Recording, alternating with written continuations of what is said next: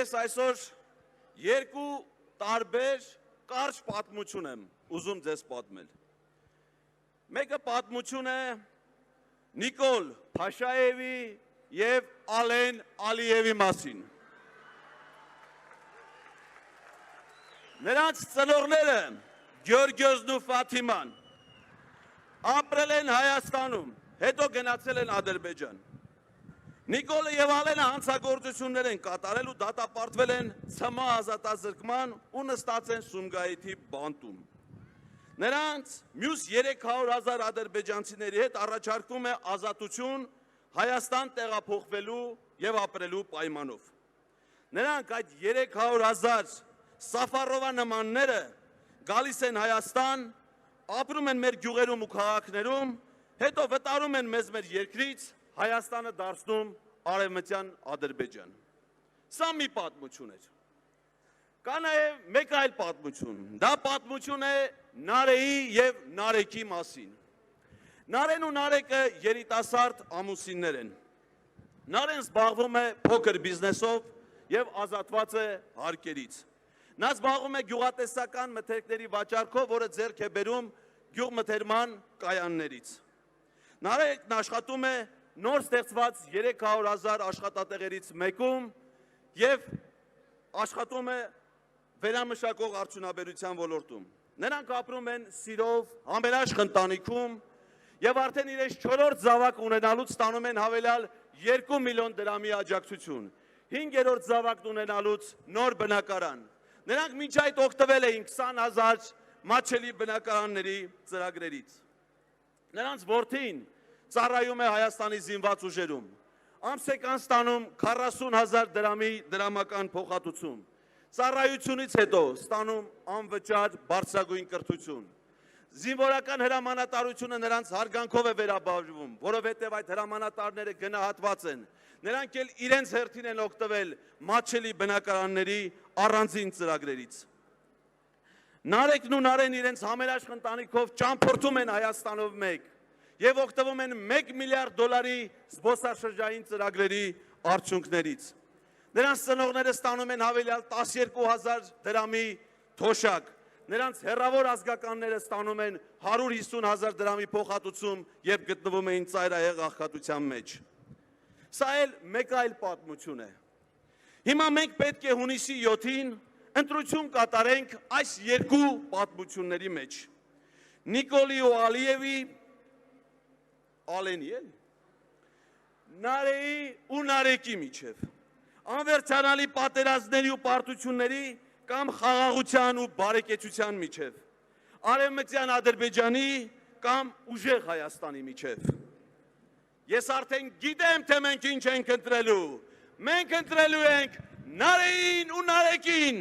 Մենք ընտրելու ենք խաղաղություն ու բարեկեցություն։ Մենք ընտրելու ենք ուժեղ Հայաստան։ Սիրելի հայրենակիցներ, խաղաղություն են խոստանում մարդիկ, ովքեր միայն պատերազմներ են բերել մեր երկրին։ Խաղաղություն բերողը նախ ինքը պիտի խաղաղ լինի։ Նրա ամեն մի խոսքը կոնֆլիկտ է, ամեն հանդիպումը հակամարտություն։ Խաղաղություն բերողի տանը պիտի խաղաղություն լինի։ Խաղաղություն բերողի երկրում պիտի խաղաղություն լինի։ Բոլորին դարձել է իրար թշնամի, բոլորին հանել է մեկը մյուսին դեմ։ Այդպես խաղաղություն չի լինում։ Խաղաղությունը գրել են դոշներին, յալանչու նման ընկել են փողոցները ման են գալի։ Բացի իրենց շապիկներից, ուրիշ որտեղ է գրած այդ խաղաղության մասին։ Ոչ մի միջազգային պայմանագրում, ոչ մի փաստաթղթում այդ մասին գրառում չկա, ոչ մի երաշխիք այդ խաղաղության մասին չկա։ Խաղաղություն հնարավոր է միայն մի դեպքում, երբ որ կառավարական շենքի այն աշխատասենյակը լուսավորվի և այնտեղ նստի Սամվել Կարապետյանը։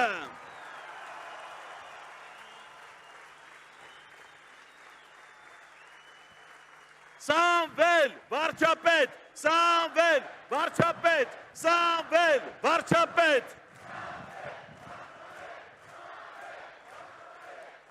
Սիրելի հայրենակիցներ, ուժեղ Հայաստանում բոլորն են շահելու, թե ֆերմերները, թե ձեռներեցները, թե ծերերը, թե երեխաները, թե ուսուցիչները, թե բժիշկները մեծ հնարավորություններ են բացվելու երիտասարդների առաջ, սովորելու, աշխատելու, ստեղծագործելու, վերականգնվելու եւ ուժեղանալու է Հայաստանի եւ Սփյուռքի կապը, որը նաեւ այս պառակտումը արկա է հիմա։ Երկար ժամանակ է, որ մենք տարբեր մարկանցից լսում ենք այս հարցադրումները։ Լավ, այս ամենի վերջը երբ է գալու։ Լավ, ոնց է հնարավոր ազատվել սրանցից։ Լավ, մեկը չկա, որ սրա հախիցը գա։ Հունիսի 7-ը տալիս է այդ 3 հարցերի պատասխանը։ Վերջը եկել է եւ դրա օրը սահմանվել է հունիսի 7-ին։ Ազատվել հնարավոր է ընտրություններին մասնակցելու եւ 3-րդ համարի քվեաթերթիկն ընտրելու միջոցով։ Կա այդ մեկ մարդը, ով որ տալու է այս ամենի վերջը, դա քվեատուփի մոտ 3-րդ համարի քվեաթերթիկով կանգնած քաղաքացին է։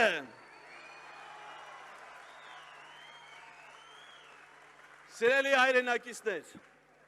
1990 թվականի օգոստոսի 23-ին անկախության հռչակագիրը սահմանել է մեր նորանկախ պետության անունը, փառահեղ անուն, Հայաստանի Հանրապետություն, կրճատ անունն է Հայաստան։ Ադրբեջանա-թուրքական ռեժիմը ուզում է չեղարկել մեր անկախության հռչակագիրը, կործանել մեր պետությունն ու եկեղեցին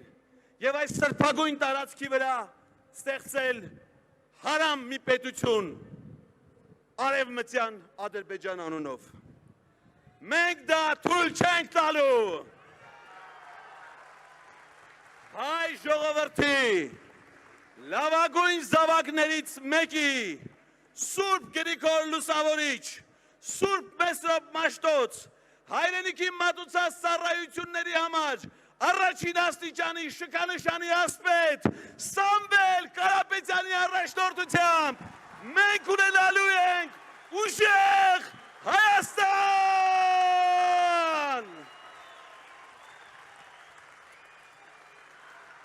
Վարչապետ Սամվել, վարչապետ Սամվել, վարչապետ։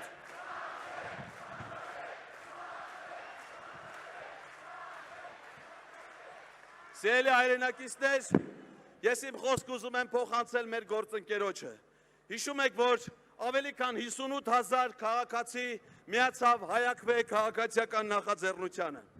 եւ այն հետագայում դարձավ Հայաքվե միավորում եւ այդ միավորման համակարգող Ավետիք Չալաբյանը հրավիրվում է ելույթի։